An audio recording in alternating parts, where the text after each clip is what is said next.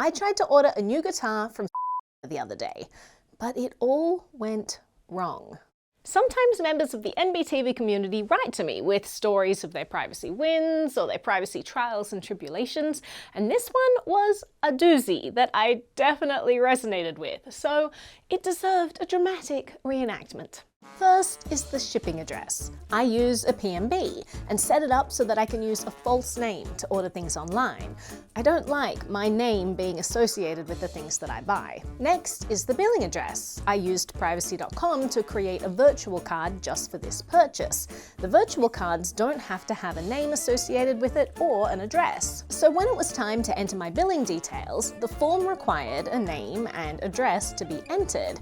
I tried to skip those fields, but they were required.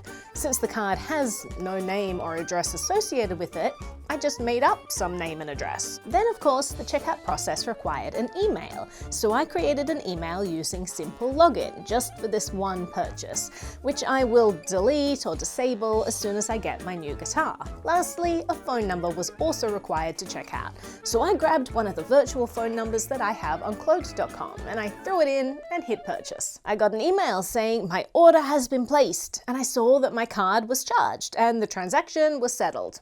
Great. A few days later, I look at Cloaked and there's a voicemail waiting for me. They tried to leave a message for the made-up name that I used on the billing address. They wanted to confirm that that person did in fact make the order. I called them back. Hi, what's the problem? Who am I speaking with? Well, this is awkward. Neither the billing name nor the shipping address name is under my real name. Do I give them my real name or one of the fake names that I used? I gave him the name that I put on the shipping address. It's Jill Smith.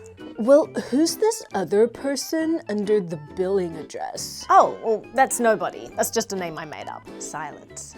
I think I heard him shift the phone to the other ear.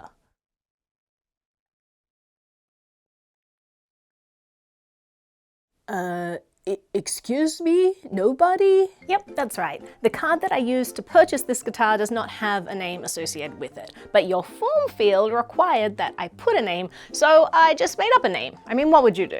So there is no such person with that name, but that doesn't matter since the name isn't required to authorize this card transaction. Well, what about this billing address? You see, the reason your order was halted is because the billing address and the shipping address don't match. So our fraud team halted the order to verify the billing address. Oh, I see. Well, that address doesn't exist either. It's also something that I made up. Again, this card that I used doesn't have any address associated with it, yet your form field required that I put something in, so I just made something up. I don't understand. How can you have a credit card with no name or address associated with it? What bank do you use? Okay, well, first of all, gift cards don't have addresses or names. Oh, so you used a gift card? No, I used a virtual card. I don't understand. I took a breath. Listen. It's 2025. Credit card theft is at an all-time high. It is not safe to shop online with a credit card that you carry around in your pocket. How do I know what you're going to do with my card? Are you going to leave it in a database? Are you going to sell it to others or let it get exposed in a breach? It is on me to secure my money. So I used a virtual card on your site. I created a single-use card just to buy something from your store, which has already settled and the money has been transferred. And I'm going to delete the card as soon as I get the guitar. The service that I used to create this virtual card is privacy.com. Silence again. I heard him sigh in frustration. Then he asked, so what about this email address? Is this yours? Oh, at this point I laughed.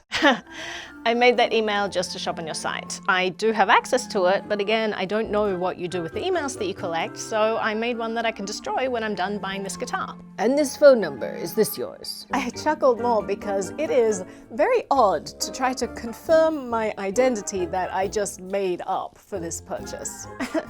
I have control and access to that number, but I will discard that soon as well. He suddenly had a change of spirit. He had a new plan. Listen, I'm going to update your billing details with your delivery details, your delivery name and your delivery address. And I'm going to send this over to the billing team so that they can verify that this is okay. There's no need to update the billing details. Just tell them that you spoke to me and everything's okay. No, they are very strict. If this does not check out exactly as they want it, they will cancel the order. The billing and shipping addresses have to match or they reject it. That sounds a bit redundant, but okay, you do it the way you want. Okay, great, goodbye. He sounded eager to get off the phone. Hello? Hello? The poor soul had probably never come across someone who cared about their privacy before. Anyway, the next day, I got word that the guitar had shipped and was on its way. The moral of the story is that a purchase needs two things: payment and a place to send it. Use privacy tools that let you control your personal information so that you don't have to share unnecessary details with the hundreds of merchants that you interact with. Let's stop treating a shopping cart like a background check and make minimal disclosure the standard. Privacy is normal, and the more people who use PMBs, aliases, VOIP numbers, and masked cards, the more normal it becomes. If you'd like to be part of our NBTV members group and hear more fun stories like this one, please visit ludlowinstitute.org/donate. We are funded entirely by community support, so help us shift culture around privacy. And if you wanted to pick up any cool merch along the way, visit shop.nbtv.media. By the way, if you wanted to try out any of the tools mentioned in this video for making email aliases, VoIP numbers, and masked cards, I've linked them in the description. And we've also covered them in all kinds of other videos and articles. None of them are sponsors of the show. We don't actually have any show sponsors. They're just tools that I also use, and they can be super useful if you're trying to protect your privacy online.